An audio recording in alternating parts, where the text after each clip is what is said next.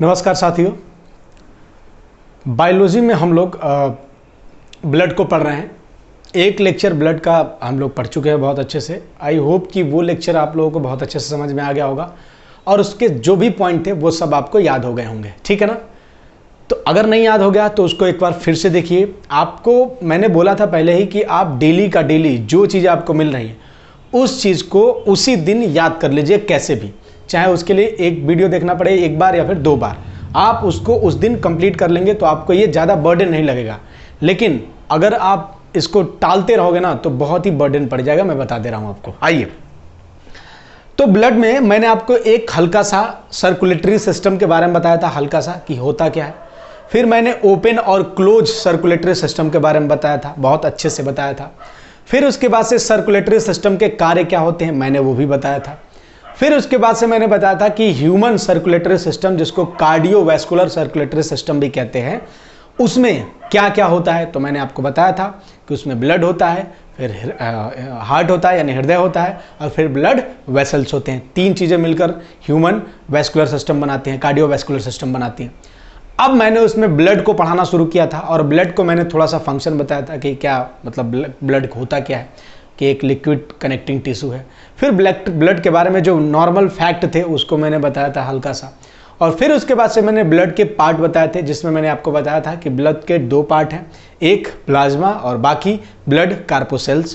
Plasma blood का लगभग कितना होता है 55%, और जो ब्लड कार्पोसेल्स होता है वो ब्लड का 45% होता है। प्लाज्मा के बारे में मैंने आपको बताया था कि प्लाज्मा में क्या होता है, ये ब्लड का 55% तो होता है, लेकिन इसमें लगभग 90% पानी होता है और 10% ऑर्गेनिक और इनऑर्गेनिक सब्सटेंस होते हैं। ऑर्गेनिक और इनऑर्गेनिक सब्सटेंस में मैंने बताया था कि ऑर्गेनिक में मोस्टली क्या होते हैं, प्रोटीन्स होते हैं, और इनऑर्गेनिक में मैंने आपको बताया था कैल्शियम, फास्फोरस और पोटेशियम, सोडियम भी होता है। ऑर्गेनिक में मैंने आपको प्रोटीन्स जो बताए थे उसमें मैंने आपको बताया था एल्बुमिन, ग्लोबिमिन, और उसके बाद से फिब्रिनोजन बताया था और प्रोथ्रोम्बिन भी बताया था। इन चारों के काम भी बताए थे कि इन सब का काम क्या है, ठीक है ना। तो जो एल्बुमिन का काम था वो क्या था, तो मैंने आपको बताया था कि एल्बुमिन का काम क्या है। एल्बुमिन का काम क्या है, तो मैंने आपको बताया था कि ऑस्मेटिक प्रेशर, जो ब्लड वेसल्स में जो प्रेशर होता है उसको मेंटेन करता है एल्बुमिन। ग्लोबिमिन का काम क्या था, तो एंटीबायोटिक का काम किया था। फिब्रिनोजन और प्रोथ्रोम्बिन का काम क्या था, तो ब्लड को क्लॉटिंग करने का काम था। और ये चारों कहाँ से सेक्रेट होते हैं, कहाँ से निकलते हैं, तो लीवर से निकलते हैं। लेकिन मैंने एक चीज़ और बताया था कि प्रोथ्रोम्बिन और फिब्रिनोजन दोनों ब्लड क्लॉटिंग में हेल्प करते हैं, लेकिन अगर ऑप्शन दोनों हो तो किसे मारेंगे, तो मैंने बताया था फिब्रिनोजन। और उसके बाद से अब दूसरा हमारा है, वो है हमारा ब्लड कार्पोसेल्स, जिसको हम लोग हिंदी में कहते हैं रक्त कणिकाएं। रक्त कणिकाएं, ठीक है ना, ब्लड कार्पोसेल्स। ये ब्लड का लगभग कितना परसेंट होता है, तो ब्लड का लगभग 45% होता है। ब्लड का कितना होता है, 45% होता है लगभग।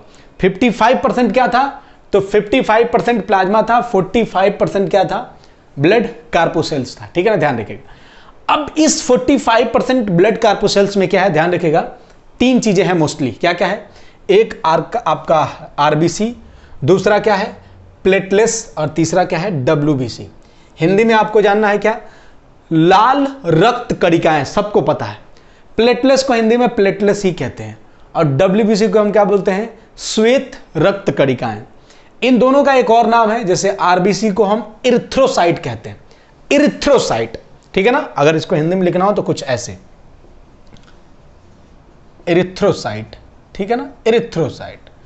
और जबकि उसको क्या बोलते हैं, डब्ल्यूबीसी को ल्यूकोसाइट कहते हैं, ठीक है ना। आरबीसी और डब्ल्यूबीसी और फिर आपका प्लेटलेट्स, ये हमारा ब्लड कार्पोसेल्स वाला हिस्सा है, ठीक है ना, ब्लड कार्पोसेल, रक्त कणिकाएं। प्लाज्मा के बारे में हम लोगों ने बात कर लिया था। अब आइए थोड़ा बात करते हैं हम लोग आरबीसी के बारे में, रेड ब्लड कार्पोसेल्स के बारे में, जिसको हम एरिथ्रोसाइट भी कहते हैं।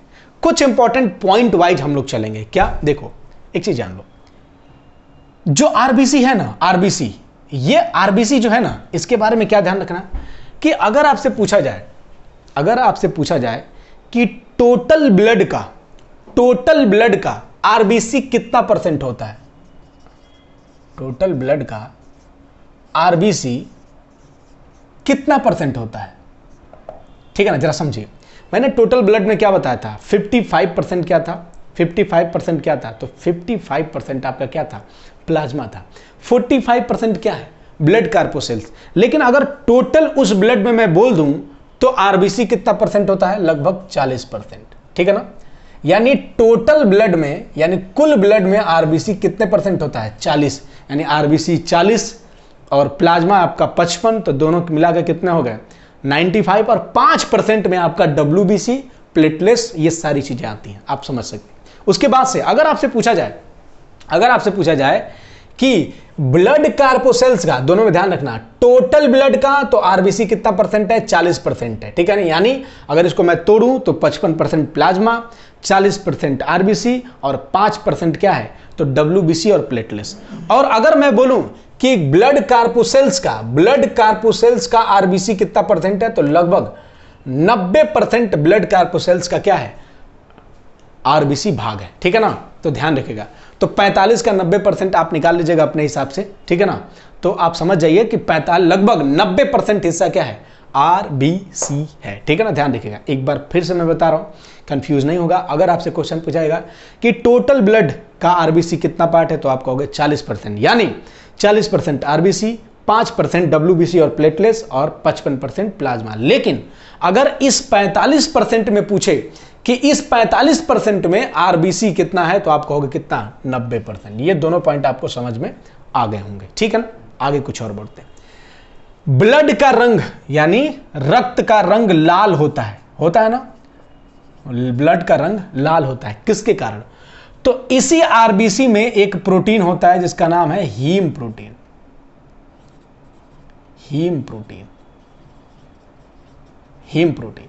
और इस हीम प्रोटीन में पाया जाता है हीमोग्लोबिन। ठीक है ना? ब्लड में पाया जाता है एक प्रोटीन हीम प्रोटीन, और इस हीम प्रोटीन में पाया जाता है हीमोग्लोबिन। और ये जो हीमोग्लोबिन है ये किससे बना होता है? तो आयरन का एक रूप है। हीमोग्लोबिन क्या है? आयरन का एक रूप है। आयरन के दो रूप हैं, एक हीमोग्लोबिन और एक होता है मायोग्लोबिन। ठीक है ना? ध्यान रखना। तो आयरन का एक रूप है कौन सा? हीमोग्लोबिन। इसका कलर कैसा है? इसका कलर है लाल। इसलिए रक्त का रंग कैसा है? इस रक्त का रंग कैसा है? लाल है। ठीक है ना? ध्यान रखिएगा। तो ठीक है, कलर कैसा है? तो कलर क्या है? इसका लाल है। ध्यान रखिएगा। रेड ब्लड कार्पोसेल्स, यानी ब्लड का रंग लाल क्यों है? क्योंकि इसमें पाया जाता है हीम प्रोटीन, और इस हीम प्रोटीन में पाया जाता है हीमोग्लोबिन, और इस हीमोग्लोबिन में कौन सा मेटल पाया जाता है? आयरन। और इस हीमोग्लोबिन का रंग कैसा होता है? तो लाल होता है। इसलिए हमारे रक्त का रंग भी कैसा होता है? लाल होता है। ठीक है ना? इतनी चीजें ध्यान रखिएगा। अब कुछ और आगे बढ़ते हैं। इसको थोड़ा मैं मिटा दूं ताकि थोड़ी सी आपको जगह मिल जाए। ठीक है ना? ये आप समझ गए होंगे टोटल ब्लड आरबीसी में कितना? 40%। ठीक है? आगे बढ़ते हैं। फिर उसके बाद से 90% वाला भी फार्मूला आप समझ गए होंगे। ठीक है? तो चलिए थोड़ा सा और समझते हैं। लाल रंग क्यों होता है ये भी आप समझ गए होंगे। ठीक है ना? तो इसको भी मैं मिटा दे रहा हूं। हीम प्रोटीन, हीमोग्लोबिन, ठीक है ना, आयरन। बहुत बार क्वेश्चन पूछा गया है कि हीमोग्लोबिन में कौन सा एटम पाया जाता है या फिर कौन सा एलिमेंट पाया जाता है? आयरन पाया जाता है। ध्यान रखिएगा। और इसका हीमोग्लोबिन या फिर आरबीसी का दूसरा नाम क्या है? एरिथ्रोसाइट। ये ध्यान रखिएगा। अब देखो कुछ और चीजें। आरबीसी का निर्माण कहां होता है? फॉर्मेशन कहां होता है? फॉर्मेशन। दूसरा, आरबीसी की ड्यूरेशन कितना होती है, यानी ये कितने दिन तक लाइफ पीरियड रहता है इसका, इसकी लाइफ ड्यूरेशन कितना होता है, यानी कितने दिन तक ये चलता है। ठीक है ना? और इसकी डेथ कहां होती है। ठीक है ना? तो तीनों का आंसर देख लेते हैं हम लोग। देखो, ये लगभग कितने दिन तक वैलिडिटी होती है इसकी? 120 दिन। कितने दिन तक वैलिडिटी होती है? 120 दिन। फॉर्मेशन कहां होता है? तो आप कहोगे अस्थि मज्जा में, यानी बोन मैरो में। ठीक है ना? बोन मैरो को हिंदी में बोलते हैं अस्थि मज्जा। ठीक है ना? और अस्थि मज्जा के बारे में मैंने स्केलेटन सिस्टम में बताया था हल्का सा, ध्यान रखिए। तो फॉर्मेशन होता है आरबीसी का बोन मैरो में, यानी अस्थि मज्जा में। लाइफ ड्यूरेशन, यानी ये जीवित कितने दिन तक रहता है, इसकी वैलिडिटी कितनी होती है? 120 दिन का। और ये डेथ कहां होता है इसका? तो स्प्लीन में। स्प्लीन। ठीक है ना? इसको हम प्लीहा बोलते हैं। स्प्लीन, प्लीहा, यानी इसकी मृत्यु कहां पर होती है? स्प्लीन में होती है, प्लीहा में होती है। प्लीहा के बारे में 2-3 चीजें आपको जाननी है। क्या जाननी है? देखो, पहली बात, इस प्लीहा को हम ब्लड बैंक भी कहते हैं। Blood bank. प्लीहा को हम क्या बोलते हैं? ब्लड बैंक कहते हैं, रक्त का बैंक कहते हैं। ध्यान रखिएगा, क्यों? क्योंकि रक्त का निर्माण कुछ माध्यम में प्लीहा में भी होता है। अभी डब्ल्यूबीसी हम लोग पढ़ेंगे तो मैं आपको बताऊंगा कि डब्ल्यूबीसी का निर्माण स्प्लीन में भी होता है, थाइमस ग्लैंड में भी होता है और बोन मैरो में भी होता है, तीनों जगह होता है। इसलिए इसको हम क्या बोलते हैं? ब्लड बैंक कहते हैं, पहला पॉइंट। और दूसरा पॉइंट, स्प्लीन को हम क्या बोलते हैं? आरबीसी का कब्रगाह बोलते हैं, ठीक है ना? आरबीसी का कब्रगाह कहते हैं। क्यों? क्योंकि आरबीसी की डेथ किस में होती है? स्प्लीन में क्या होती है, इसलिए आरबीसी का कब्रगाह हम किसको कहते हैं? इसको हम बोलते हैं स्प्लीन को। इतनी चीजें आपको ध्यान रखनी है आरबीसी के बारे में। एक बार फिर से ध्यान रखो, देखो आरबीसी रेड ब्लड कार्पोसेल्स, उसके बाद से आपको क्या ध्यान रखना है? रेड ब्लड कार्पोसेल्स के दूसरा नाम क्या है? एरिथ्रोसाइट। इतनी चीजें आपको ध्यान रखनी है।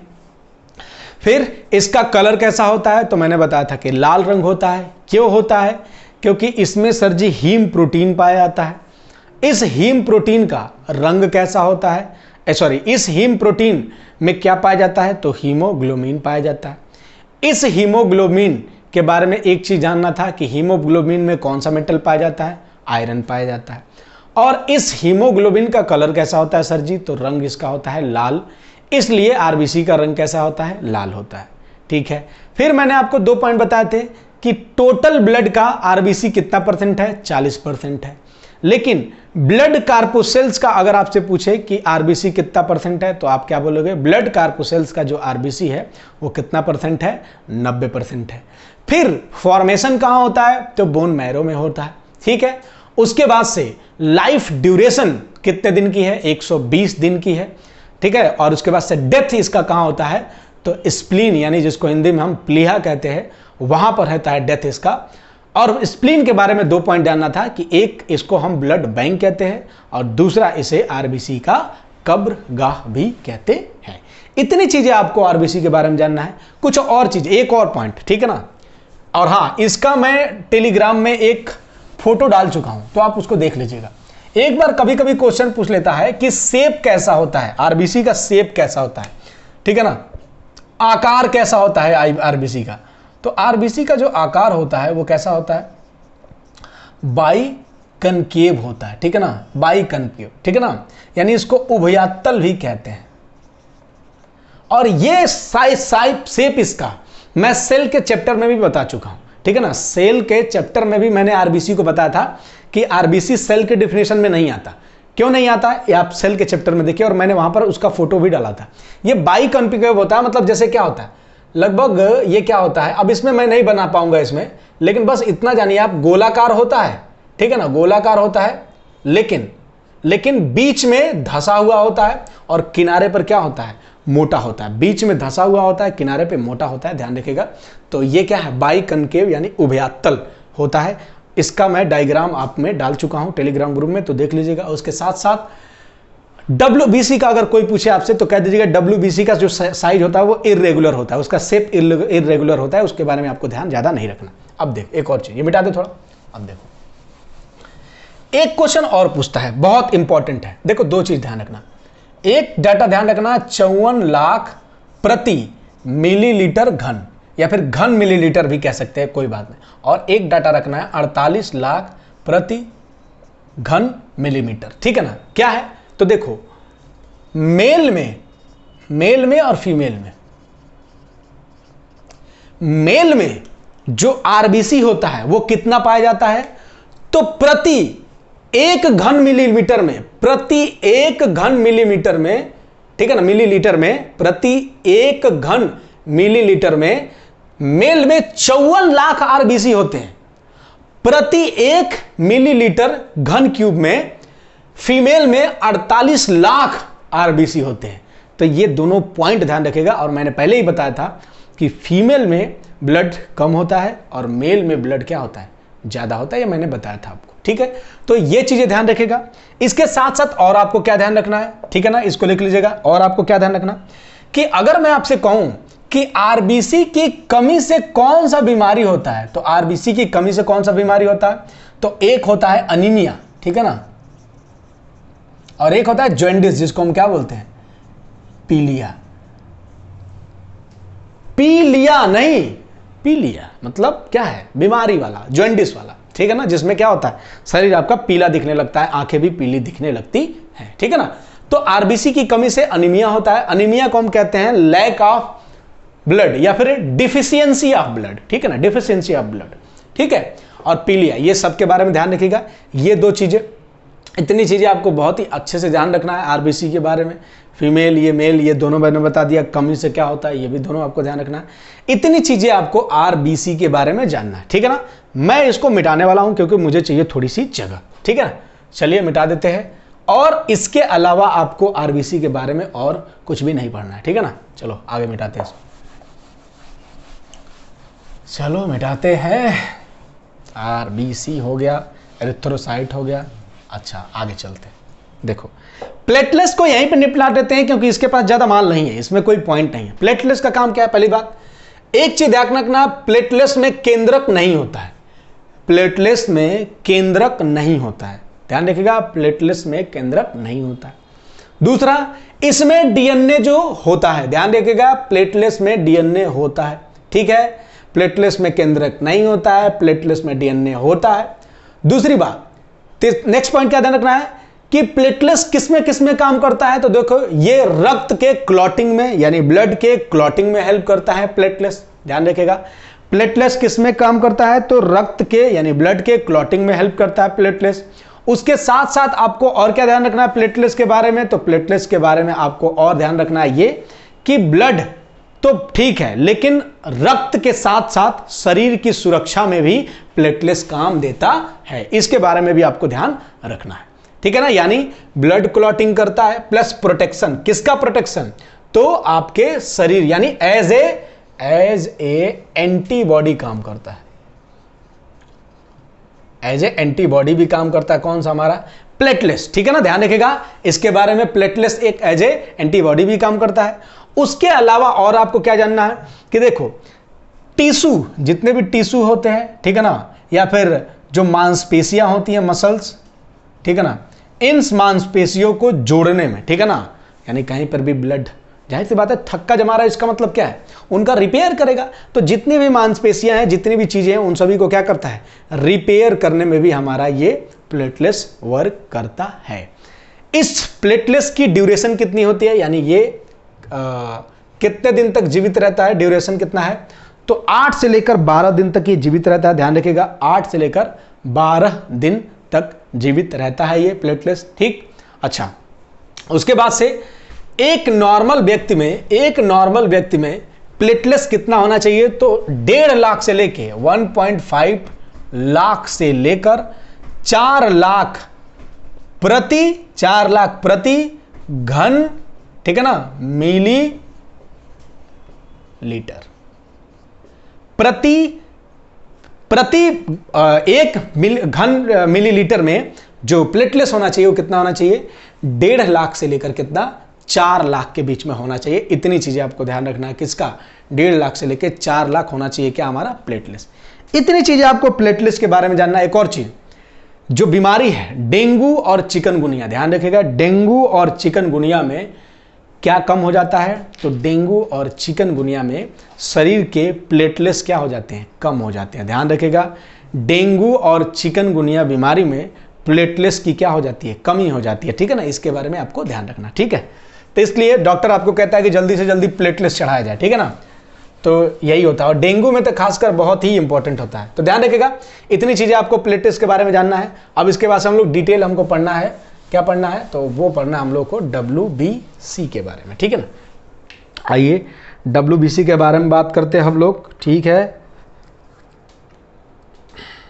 आइए अब देखो WBC के बारे में बात करते हैं हम लोग, तो WBC को एक और नाम से हम जानते हैं जिसको हम कहते हैं ल्यूकोसाइट। क्या बोलते हैं, WBC को हम ल्यूकोसाइट भी कहते हैं, ठीक, ध्यान रखिएगा। अच्छा ये तो हो गया, और हिंदी में इसको लाल रक्त कणिकाएं कहते हैं, ठीक है ना, सॉरी श्वेत रुधिर कणिकाएं, ठीक है ना, ध्यान रखिएगा, इतना तो चीजें आप जानते हैं। व्हाइट ब्लड कार्पोसेल्स ल्यूकोसाइट दूसरा नाम। अब देखो ये 2 प्रकार का है, ठीक है ना, 2 प्रकार का है, एक है कणिकामय और एक होता है अकणिकामय। ध्यान रखिएगा, बहुत इंपॉर्टेंट है। ग्रेनुलोसाइट डब्ल्यूबीसी, ठीक है ना, और एक होता है एग्रेनुलोसाइट डब्ल्यूबीसी। बहुत इंपॉर्टेंट, मैं बता रहा हूं आपको, यह है कणिकामय और यह है अकणिकामय।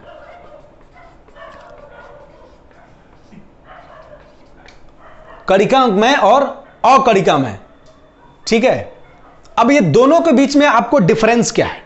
एक बार क्वेश्चन पूछा था नॉर्मली में और ऑप्शन दिया था कि बताइए निम्नलिखित में से कौन अकणिकामय डब्ल्यूबीसी है या फिर एग्रेनुलोसाइट, निम्नलिखित में से कौन एग्रेनुलोसाइट डब्ल्यूबीसी है। मतलब क्या है? देखो, कणिका का मतलब होता है जिसमें सेल, कण का मतलब होता है सेल, ठीक है ना। मय कहते हैं ना, राममय हो गए हैं, ठीक है ना। तो राममय मतलब राम, पूरे राम में लीन हो गए, अर्थात कणिकामय मतलब जिसमें सेल क्या हो? प्रेजेंट हो, जिसमें सेल प्रेजेंट हो। और अकणिकामय मतलब है जिसमें सेल प्रेजेंट ना हो, ठीक है ना। कणिकामय और अकणिकामय में क्या है कि जिसमें सेल प्रेजेंट हो और जिसमें सेल प्रेजेंट ना हो, ध्यान रखिएगा, ठीक है ना। तो ये सेल इसमें पाए जाते हैं और इसमें सेल नहीं पाए जाते हैं, दोनों में बेसिक डिफरेंस है। अब देखो, अब जो ग्रेनुलोसाइट डब्ल्यूबीसी है, इसके एग्जाम्पल क्या है? इसमें बेसिकली आपको 5 चीजें जाननी है। एक जानना है आपको इस्नोफिल के बारे में, ठीक है ना। ये बेसिकली प्रोटीन्स होते हैं, ठीक है ना। डब्ल्यूबीसी का काम क्या है? डब्ल्यूबीसी का काम ही है हमारे शरीर को रोगों से बचाना। डब्ल्यूबीसी का काम क्या है? शरीर को रोगों से बचाना। थोड़ी चीजें डब्ल्यूबीसी के बारे में डिटेल में, हल्की से थोड़ी सी चीजें मैं बता दूं आपको। देखो, पहली बात, जैसे उसका बात किए थे, फॉर्मेशन साहब कहां होता है? फॉर्मेशन इसका कहां होता है? डब्ल्यूबीसी का। तो आप कह दो, देखो इसका फॉर्मेशन कहां कहां होता है? तो स्प्लीन में भी होता है, यानी प्लीहा में भी होता है, प्लस बोन मैरो में भी होता है, ठीक है ना। तो ये दोनों जगह पे होता है, तो कोई दिक्कत नहीं है। फॉर्मेशन इसका स्प्लीन में भी हो जाता है और बोन मैरो में भी हो जाता है। दूसरी चीज क्या है?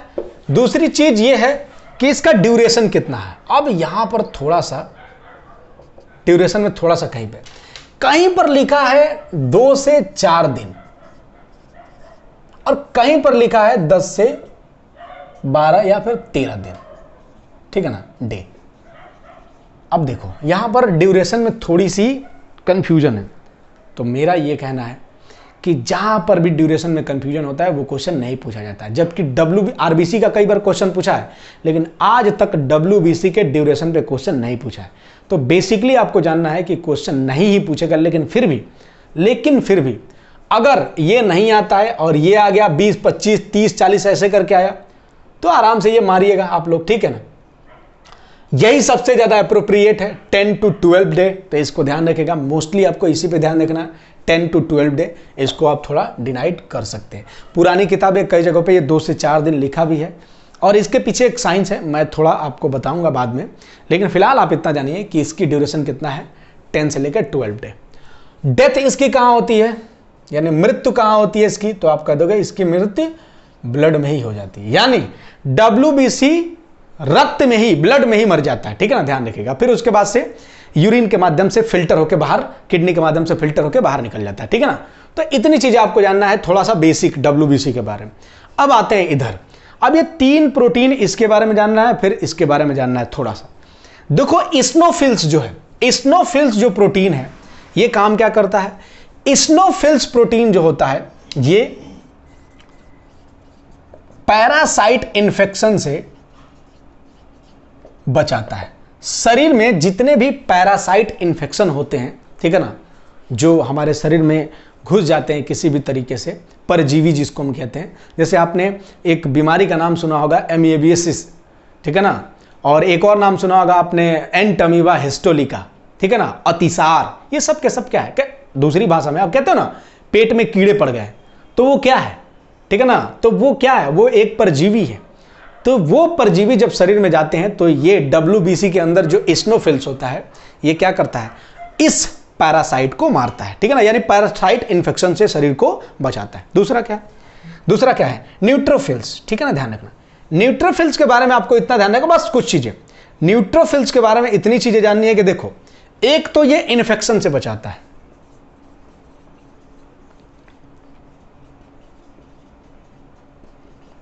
क्या करता है? इन्फेक्शन से बचाता है। कौन? न्यूट्रोफिल्स। यानी किसी भी प्रकार का अगर इन्फेक्शन होता है, ठीक है ना, जैसे नॉर्मली क्या होता है, कहीं पे भी कोई वायरल होगा या फिर बैक्टीरिया होगा जो आसानी से मर सकते हैं। देखिए, बैक्टीरिया और वायरस सभी खतरनाक नहीं होते, सभी मनुष्य के लिए हार्मफुल नहीं होते, ठीक है ना। तो नॉर्मली जो अनहार्मफुल बैक्टीरिया होते हैं वो शरीर में जाते हैं, तो इनके द्वारा यानी न्यूट्रोफिल्स वगैरह के द्वारा क्या हो जाते हैं? डेथ हो जाते हैं, इनकी मृत्यु हो जाती है। अब ये पैरासाइट इन्फेक्शन में आप एड्स भी लिख सकते हो, ठीक है ना। एड्स का जो वायरस होता है वो भी क्या होता है? इससे मर जाता है। तो ये चीज़ें ध्यान रख सकते हो। प्लस ब्लड कैंसर से भी इसको बचाता है स्नोफिल्स, लेकिन ठीक है कोई बात नहीं, आप इतना जानते हो। पैरासाइट इन्फेक्शन से बचाता है, ये इन्फेक्शन से बचाता है। देखो, बोसोफिल्स में दो प्रोटीन पाया जाता है। बोसोफिल्स में दो सबस्टेंस और पाए जाते हैं, एक है हिपेरिन और दूसरा है हिस्टामाइन। ध्यान रखिएगा, एक है हिपेरिन और दूसरा है हिस्टामाइन। हिपेरिन के बारे में क्वेश्चन पूछा है, हिपेरिन के बारे में क्वेश्चन पूछा है। क्या पूछा है? हिपेरिन जो है ये ब्लड को जमने से रोकता है। देखो, इसका मतलब ये नहीं कि ये ब्लड को क्लॉट करता है। कई लोग समझते हैं ब्लड क्लॉट का मतलब होता है ब्लड का जमना, रक्त का थक्का जमना। नहीं, ये वो बात नहीं।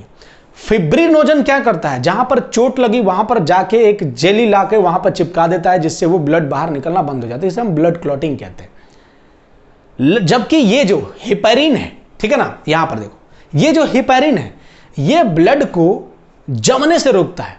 जमने से इन द सेंस क्या है? अगर एक गिलास में अगर आप ब्लड निकाल के रख दो, क्या होगा?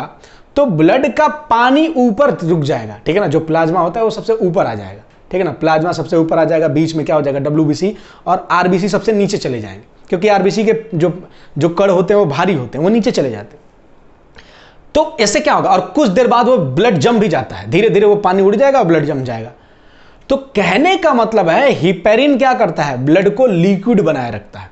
ब्लड को लिक्विड कौन बनाए रखता है? ब्लड को फ्लूइड कौन बनाए रखता है? तो हिपेरिन बनाए रखता है। अगर हिपेरिन न हो तो ब्लड हमारा जम जाए, नलियों में ही जम जाएगा, ब्लड हमारा वेसल्स में ही जम जाएगा, वेन्स में ही जम जाएगा, मसल्स में ही जम जाएगा, मांसपेशियों में ही जम जाएगा, और जम जाएगा तो हमारी क्या हो जाएगी? मृत्यु हो जाएगी, ठीक है ना। ध्यान रखिएगा। तो ये हिपेरिन का काम है कि ब्लड को क्या करता है? जमने से रोकता है। दूसरा क्या है? हिस्टामाइन। हिस्टामाइन क्या करता है? ये एंटी एलर्जिक का काम करता है। एंटी एलर्जी का काम क्या करता है? जब किसी चीज से आपको एलर्जी फील होता है तो ये हिस्टामाइन क्या करता है?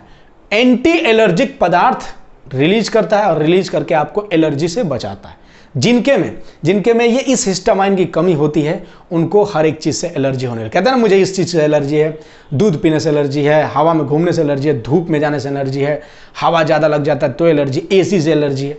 वो क्या है? उनके अंदर हिस्टामाइन कमजोर है। तो ये चीजें आपको ध्यान रखना है ग्रेनुलोसाइट WBC में। इसको मैं थोड़ा मिटाता हूं क्योंकि मुझे थोड़ी जगह चाहिए, ठीक है ना।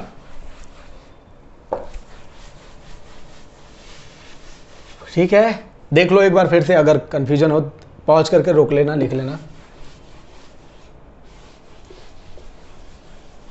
वैसे मैं स्पीड जानबूझ के धीरे रखता हूं ताकि आपको समस्या ना हो।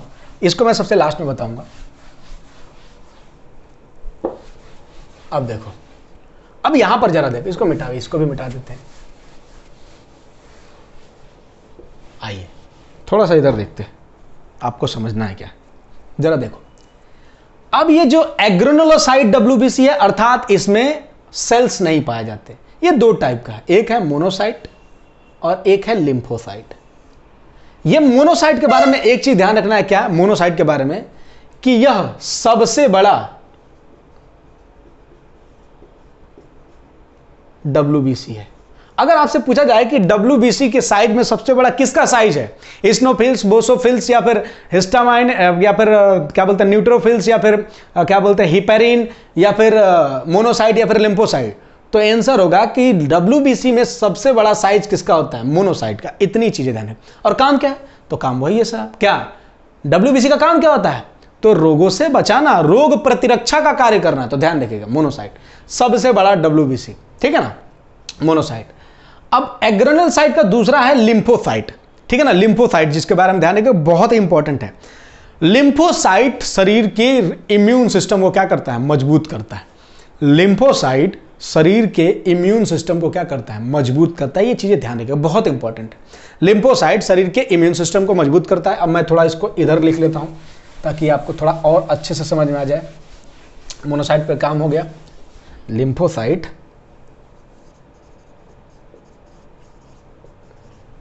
ठीक है ना। लिम्फोसाइट क्या है, तो एक चीज ध्यान रखिएगा, टी सेल और एक है बी सेल। देखो लिम्फोसाइट क्या करता है, इम्यून सिस्टम को क्या करता है, मजबूत करता है, यानी रक्षा प्रतिरक्षा तंत्र को क्या करता है, स्ट्रांग बनाता है, मजबूत बनाता है, ठीक है ना। कौन, लिम्फोसाइट। लिम्फोसाइट भी दो प्रकार का होता है, एक होता है टी सेल और एक होता है बी सेल। लिम्फोसाइट दो प्रकार का होता है, एक होता है टी सेल और एक होता है बी सेल। अभी जो कोरोना वायरस चल रहा है और इसमें जो वैक्सीन की खोज हो रही है, तो इसमें टी सेल और बी सेल पे बहुत खोजें हो रही है, क्योंकि यही एक्चुअल में जो वैक्सीन डाला जाता है, तो वैक्सीन क्या करता है, हमारे शरीर में एंटीबॉडी का निर्माण करता है। और ये एंटीबॉडी निर्माण कौन करता है, तो यही टी और बी सेल एंटीबॉडी का निर्माण करते हैं, ठीक है ना। तो इन्हीं मेन का और इन्हीं को स्टडी करके हम क्या करते हैं, कोरोना का वायरस जो है वो जैसे चिपकता है, कहीं पर भी चिपकेगा तो क्या करेगा, वो एंटर करेगा शरीर के अंदर।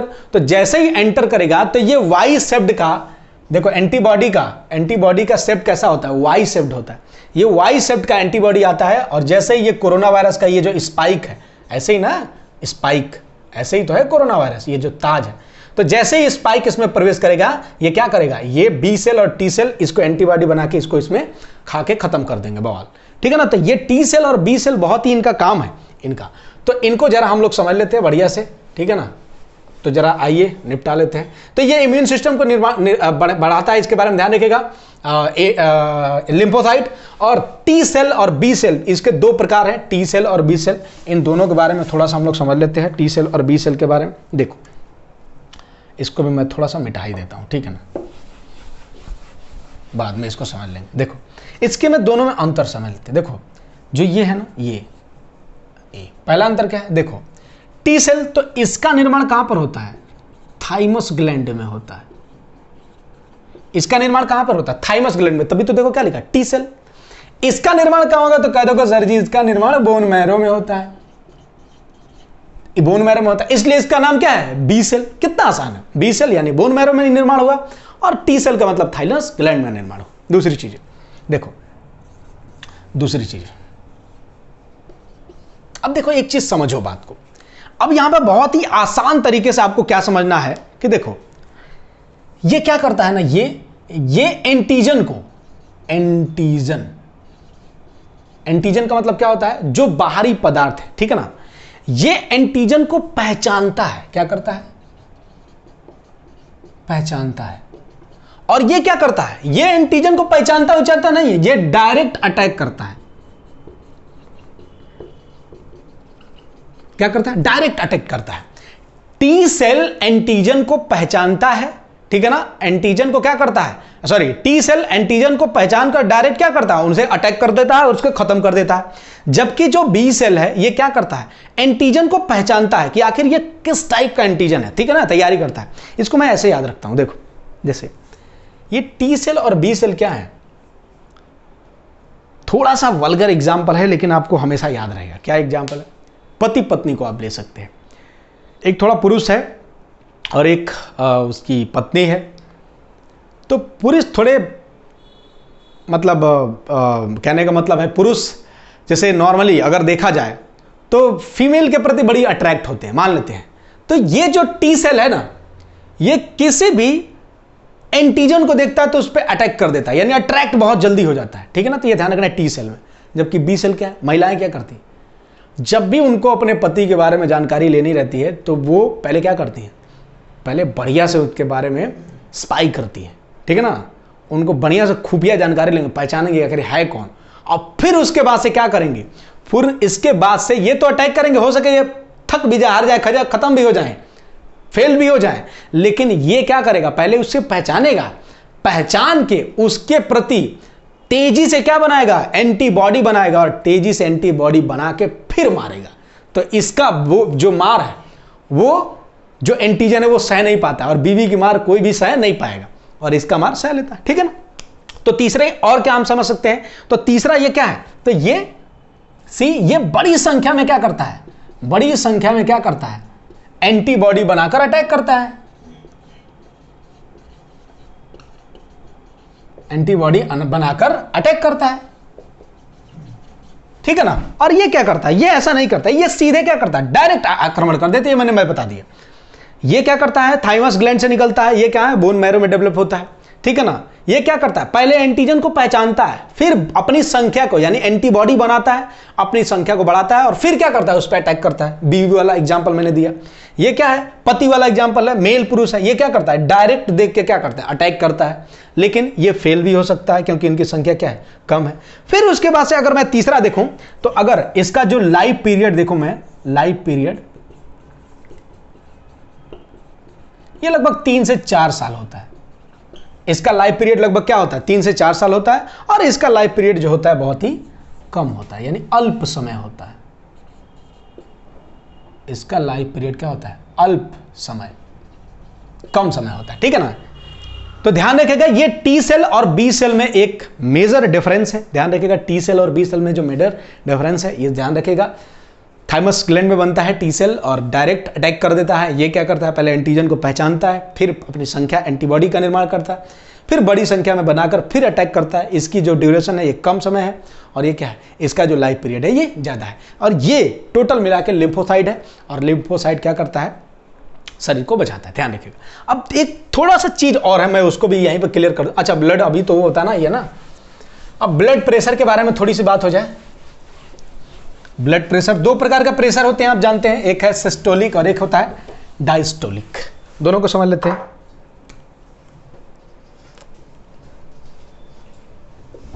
एक बार ये पूछा था, बहुत इंपॉर्टेंट है, ब्लड प्रेशर ऐसे ही लिख लीजिएगा,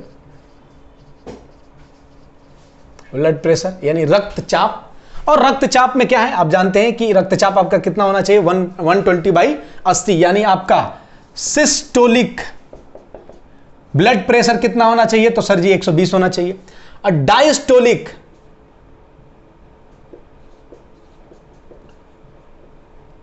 ठीक है ना, डायस्टोलिक ब्लड प्रेशर कितना होना चाहिए, तो आपका डायस्टोलिक ब्लड प्रेशर कितना होना चाहिए, 80।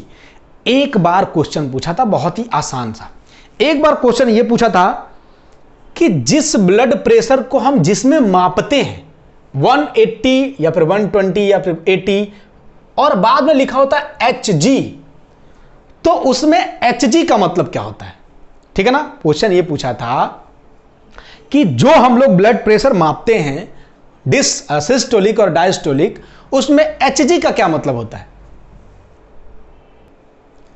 तो HG का मतलब होता है पारा, मरकरी।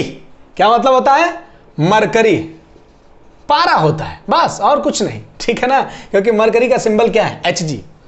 कुछ और चीजें आप जान सकते हैं, थोड़ा सा आपको मैं बता दूं, थोड़ा जल्दी जल्दी। WBC का साइज कितना होता है, बहुत आसान है, तो WBC का साइज होता है 0.0 एक मिनट 0.0 नहीं, WBC का जो साइज होता है वो साइज होता है जो 7 माइक्रोन होता है। बाकी इसको आप आराम से जिसमें चाहें उसमें चेंज कर सकते हैं, ठीक है ना। WBC का साइज कितना होता है, 7 माइक्रोन होता है। और फिर हाँ WBC की अब देखो, WBC अब 2 बीमारी, एक अधिकता और एक कमी।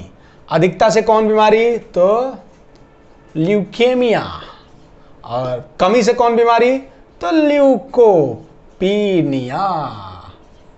ठीक है ना।